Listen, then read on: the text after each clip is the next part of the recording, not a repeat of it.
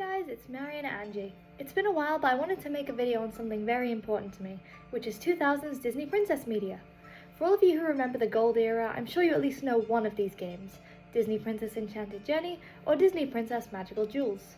In today's short video, I just want to talk about how these two games can be considered sister games, even in their marketing. Part 1. What are these games about? For those of you who may not have grown up with these games, I'll tell you the premise. Enchanted Journey was playable on Wii, PS2 and PC, and I had the Wii version. The plot of the game is as follows. A kingdom named Gentlehaven is in ruin, so you, a little girl playing in a forest, follow a pixie to the castle and head inside. You customize your look and then head down into the castle basement, where the pixie shows you the portals to each princess's world. In these worlds, creatures called bogs are causing trouble. In Ariel's world they steal sound, in Jasmine's they create mirages, in Cinderella's they stop time, and in Snow White's they erase colour. It's your job, with the help of the pixie and your magic wand, to go into each world and get rid of the bogs, restoring pieces of your necklace as you go. At the end of the game, you find an evil princess turned witch named Zara, who is the cause of all of the bogs. When you defeat her and offer her mercy, the castle is restored and you remember that you are actually the princess of the castle and Gentlehaven. Magical Jewels was playable on the DS or DSi, and I had it on my DSi. The plot of the game is as follows. The Kingdom of Kindness and its golden castle crumble after an evil queen steals the magical jewels from the crown, guarded by a small creature named Sprite. You control Sprite as she goes into each princess's world to get the magical jewels back.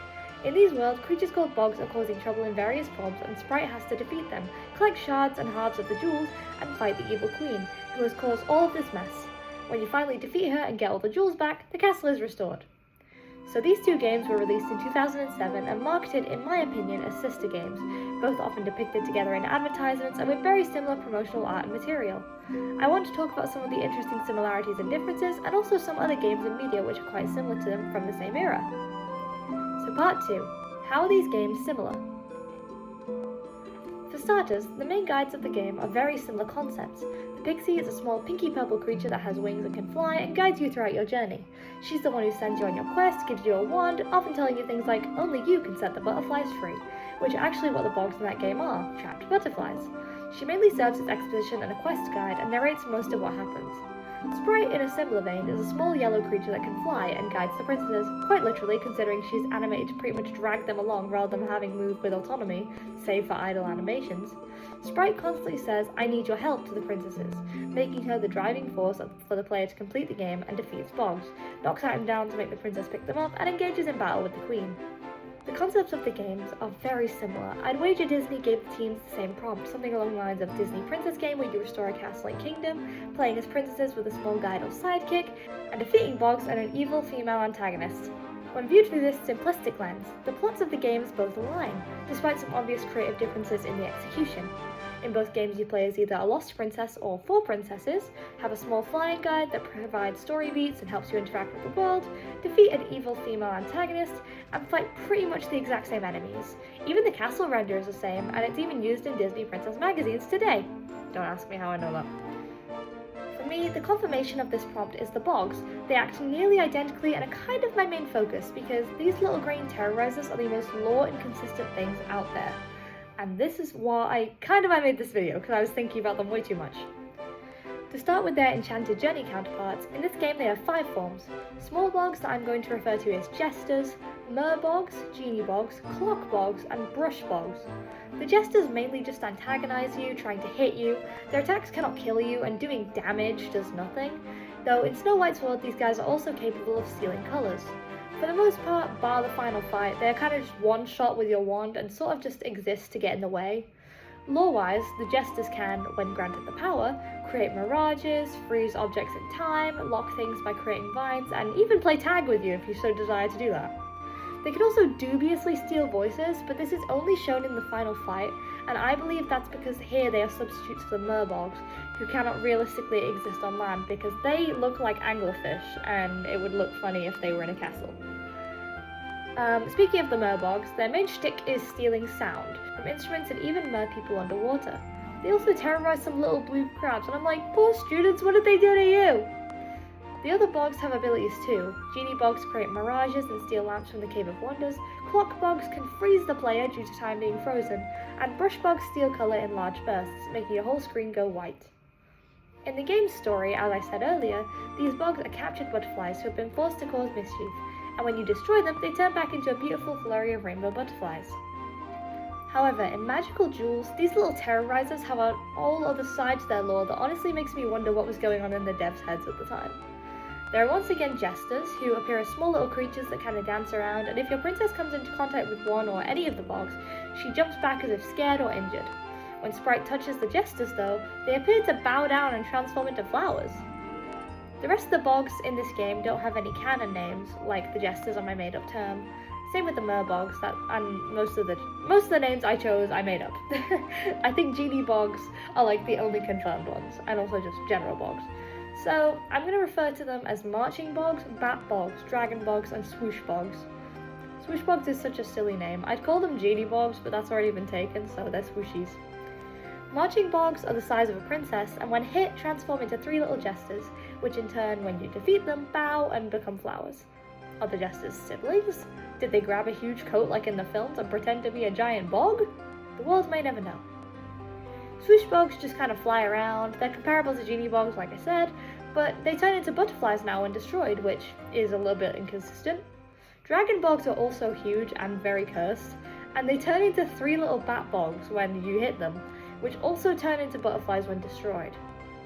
I told you this species was inconsistent and confusing. From my perspective, I sort of imagine that the bogs, like we see in Enchanted Journey, are capable of inhibiting different forms, like clocks, so to an extent they can probably also mimic human forms, like the marching bogs.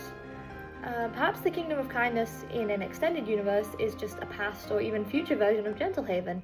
We're never told in Magical Jewels where the bogs came from, and the Ice Queen never claims that she made them or anything.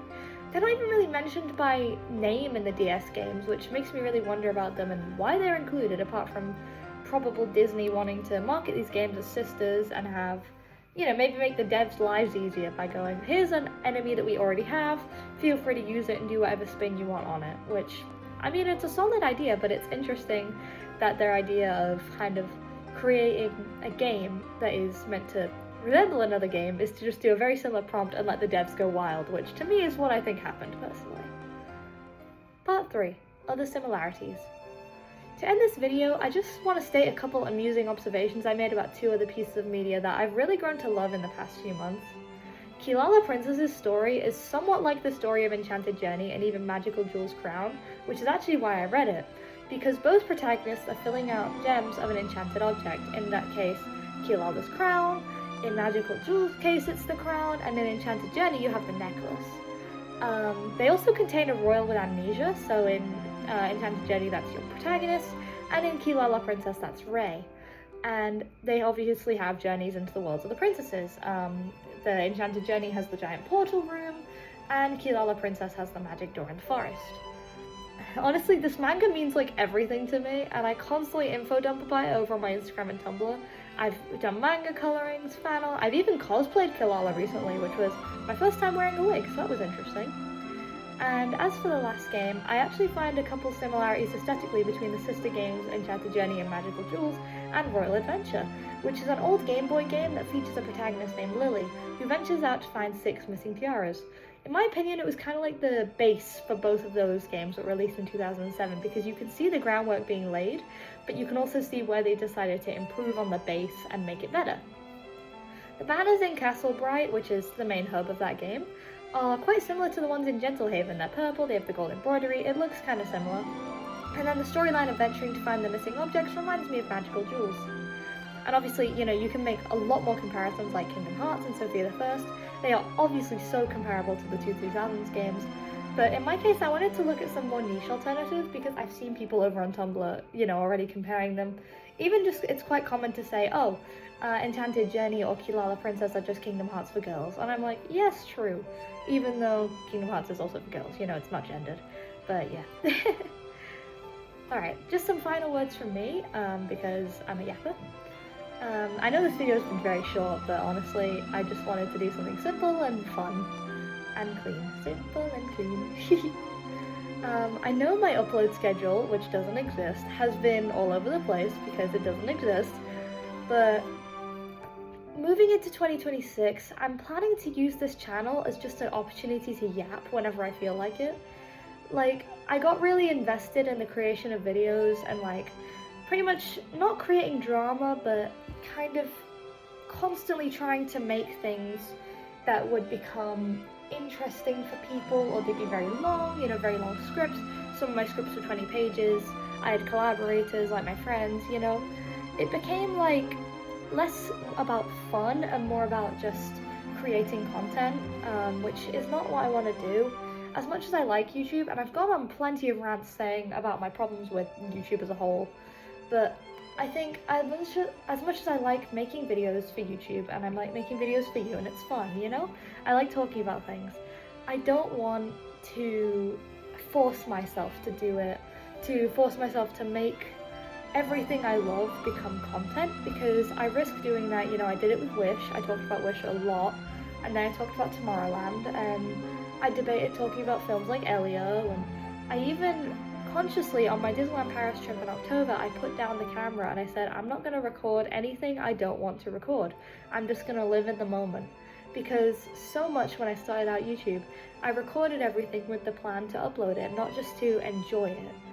So I'm kind of trying to break that mentality and make a way more fun place for myself, make a community where you guys feel comfortable, and just make like a very chill channel where I just occasionally hop on, yap about something, disappear, but you guys know I'm fine because I'm posting art on my community tab, I'm posting art on my Instagram. You know, you guys know I'm fine. I've not disappeared. I also think doing song covers, it's a lot of fun, but forcing myself to do new art every single time is really tiring, especially at the moment. Like, if you don't know, I've been having a lot of physical health issues in the past year, and they've led to me feeling quite down and demotivated. This isn't me trying to like trauma dump, don't worry, I'm not doing that. I'm just trying to give you guys explanations as to where I've been. I've had some issues physical health wise, and it's almost limited my ability to make things just because I feel exhausted a lot. So doing an art piece every time I make a song cover is a bit tedious, and it kind of demotivates me from wanting to upload them, because I can do the singing in like 5 minutes and mix it, but making the art takes up to an hour, and it just, as much as that hour would seem short to you guys, if it's not something I'm interested in doing, I will procrastinate until the end of time. So but another reason I've been gone is, unfortunately, last year there was a bit of a implosion in my social medias. I'm not going to talk about it very much, but essentially somebody who was upset at me for reasons I believe I know, but they never actually spoke to me, so I don't know. They basically just made themselves my problem for a few months on every platform under the sun. But because of that, it made me a little bit wary to share my opinions about certain films, certain subjects. And as well as that, I've also just been having a lot of real life stuff go on, you know. This is my final year of uni, so I'm doing lots of exams.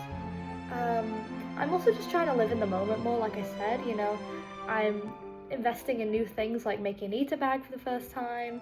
I'm collecting dolls, you know, I'm making giant craft at times. I recently made a bedheads doll of Golden because it was fun. I've been buying outfits, you know, like I've just had my focus in different places than YouTube. And as a whole, I've been just slowing down on making content. Like you can see it on my Tumblr, you can see it on my Instagram. I've been taking it slow going into 2026 because I don't want to tire myself out, especially when I'm already so tired. I just want to exist and be chill and be happy. And I am a yapper, I know that. This was meant to be short, but I started yapping. This is an example of me being a yapper.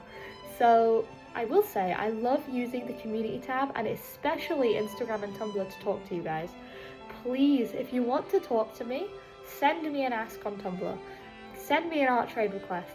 Send me an art request just in my Instagram ask box, you know, they'll be on my stories, even in my comments if you so wish. And even just, you know, leave a comment on my community tab. Just please be considerate and don't spam me, because it can be really overwhelming and it causes me some problems that are not very fun. You know, I am just a person, as I constantly remind you guys. I'm a human, I chill, I'm just a girl behind the screen who makes videos. It means a lot to me that you guys have put so much support into my channel and that you guys have subscribed. Like, I didn't expect reception when I joined this platform. And I know I can be negative, but I am honestly grateful. I just also want to remind you guys that I do have boundaries, and if they're crossed, I have to do something about it, you know? So it's a bit of a two-way street, but I don't want you guys to think that I don't love interacting with you, because I do from the bottom of my heart. Making videos like this where I just read a script, stare into the camera at myself, edit it, even though editing's annoying. You know, it is a process that I enjoy, and I like seeing your guys' reactions to it. It makes me very happy. So if you guys can, you know, continue interacting with me, but just be very mindful of my boundaries, that would be really, really great. And I'm hoping to go into 2026 with exciting times, exciting stories, and some very exciting videos, hopefully, when I get ideas. But yeah, thank you all for watching. I'm sorry that this got long, I was just yapping. Golden Gentlehaven, your favorite Disney princess, is now signing off. See ya!